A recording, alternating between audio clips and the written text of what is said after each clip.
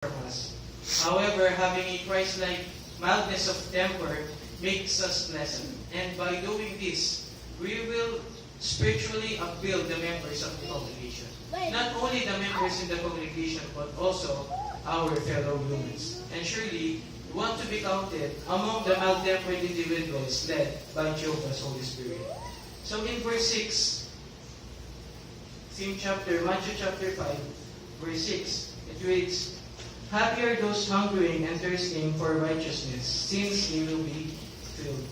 So says here that happy are those hungering and thirsting for righteousness.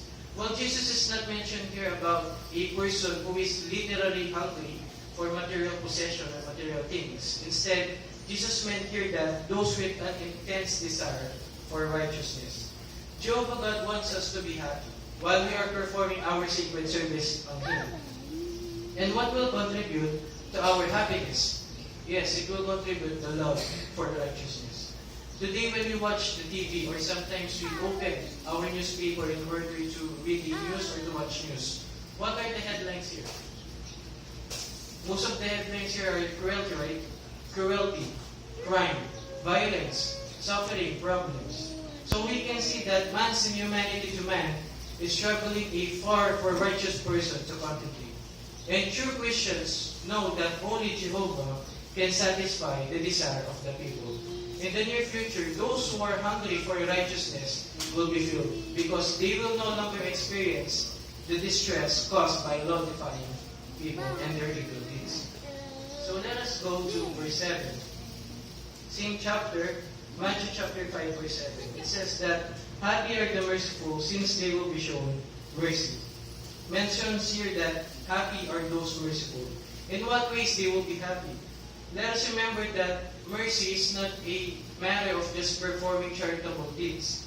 Instead, we should imitate Jesus by showing mercy. Here in Matthew chapter 15, verse 32 to 38, stated here that Jesus, before He performed miracles, in order to relieve the distress of the people, He felt pity to them, and He was moved with pity.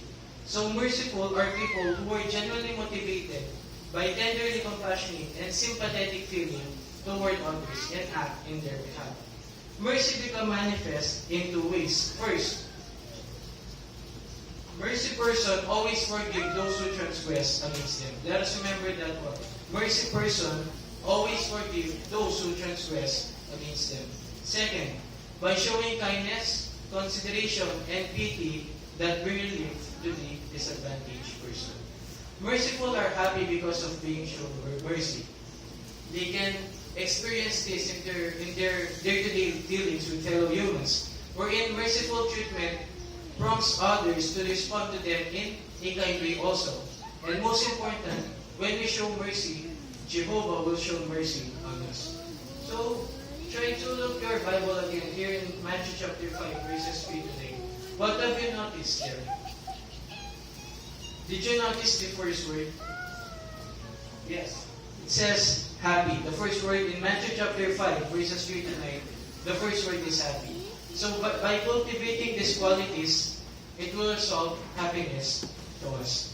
What else can we do in order to seek or to gain the kingdom of God? We should do and love what is right. I invite you again to open your Bible here in Matthew chapter 5, verses 27 to 28. Matthew chapter 5, verses 27 to 28. It reads, "You heard that it said, 'You must not commit adultery.' But I say to you that everyone who keeps on looking at a woman so as to have a passion for her has already committed adultery with her in his heart."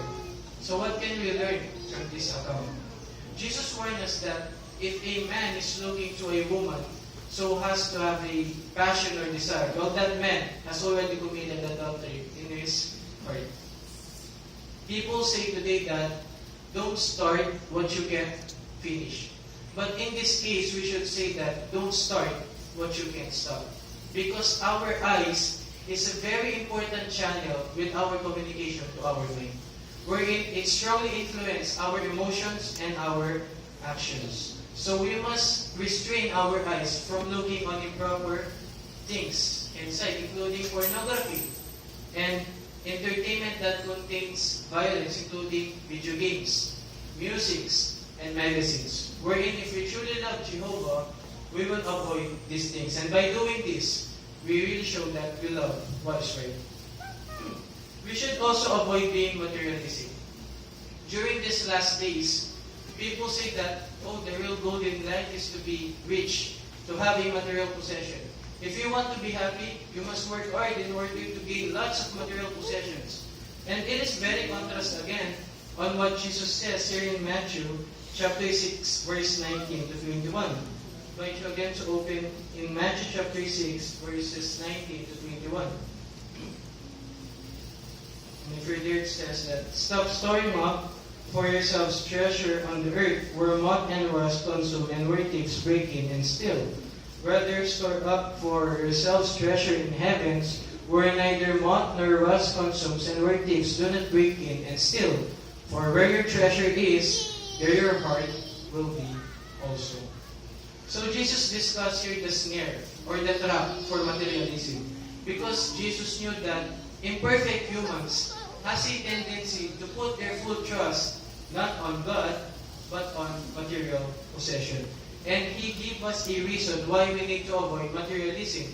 In verse 21, it mentions there that, for where your treasure is, there your heart will be also. So if a person consider this material possession as a very important or valuable thing to him or to her, well, that person has putting his heart into a wrong motive. Why? It only shows that his heart is not full when serving Jehovah. And what will happen if we are serving Jehovah with our half heart? Yes, it will easily destroy or damage our relationship with our God, Jehovah. So it is very important to avoid being materialistic. Instead, we need to put the spiritual first, or spiritual interest first. Be spiritual-minded and be balanced. Jehovah wants us to have faith, not on material possession, but on Him. So question, how can we be a spiritual-minded person and how can we be balanced? Consider one example. Noah. When Jehovah says to Noah that, I will destroy the wicked by means of a flood, did Noah spend his time building a bigger and better home and obtaining a lot of material possession for his family? Did Noah says that, oh, I will collect lots of material possessions now in order to sustain my family after the flood? Absolutely, Noah did not say that words. Instead, Noah focused his time into things. First, Noah focused his full attention in building the ark.